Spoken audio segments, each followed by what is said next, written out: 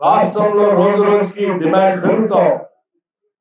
విద్యుత్ ఉత్పత్తి చేయడం ఒక భాగం అయితే, ఉత్పత్తి చేసినటువంటి విద్యుత్ని ట్రాన్స్మిట్ చేయడం అంటే సరఫరా చేయడం కూడా ఇంకొక ప్రధానమైనటువంటి అంశం.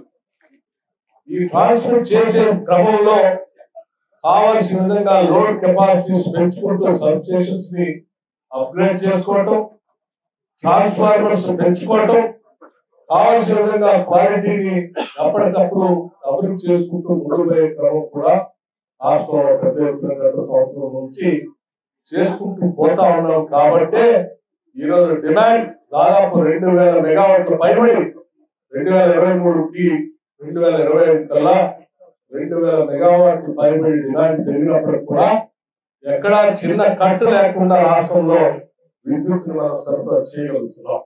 ఇది చేసే క్రమంలో ప్రణాళికాబద్ధంగా లైన్ మెన్ దగ్గర నుంచి సిఎండి వారికి, అట్లాగే ప్రిన్సిపల్ సెక్రటరీ ఎనర్జీ వారికి 24 గంటలు పబ్లిక్ అవసరాల కోసం పనిచేస్తున్న సిబ్బందిని ఈ సభ నుంచి పూర్తిగా అభినందిస్తా ఉన్నాను. భవిష్యత్తులో చేసే కార్యక్రమాలు కూడా జాగ్రత్తలు తీసుకోబోతున్నాం.